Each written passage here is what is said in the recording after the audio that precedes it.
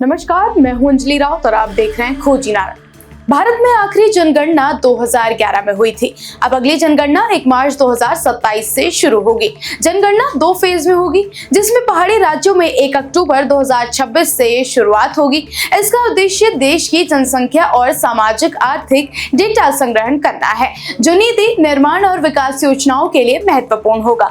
भारत में आखिरी बार जनगणना 2011 में हुई थी और तब से अब तक ये प्रक्रिया रुकी हुई थी।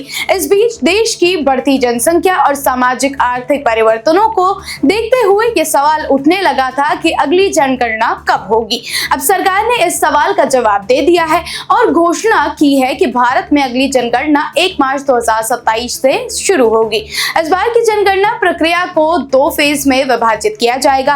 पहला चरण यानी डेटा संग्रहण का काम 1 मार्च 2027 से शुरू होगा और ये पूरे देश में एक साथ किया जाएगा। हालांकि पहाड़ी और दुर्गम इलाकों में जनगणना की शुरुआत इससे पहले होगी। सूत्रों के अनुसार पहाड़ी राज्यों में जनगणना 1 अक्टूबर 2026 से शुरू हो जाएगी।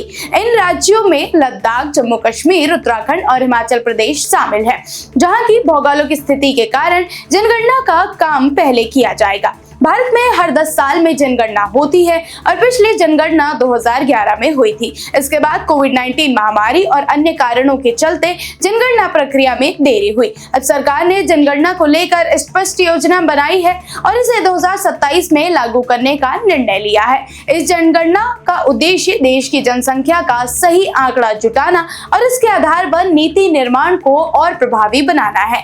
भारत में जनगणना का महत्व केवल जनसंख्या के आंकड़ों तक सीमित नहीं होता, बल्कि ये देश की सामाजिक और आर्थिक स्थिति के बारे में गहरी जानकारी प्रदान करता है। इससे सरकारी योजनाओं के लिए अधिक सटीक डेटा उपलब्ध होता है और इसके आधार पर योजनाओं की दिशा निर्धारित की जाती है। इसके अलावा इस जनगणना में नागरिकों की उम्र, लिंग, शिक्षा, रोजगार, आवास और अन्य कई पहलुओं का भी विवरण लिया जाएगा, जो देश की विकास योजनाओं के लिए बहुत महत्वपूर्ण है।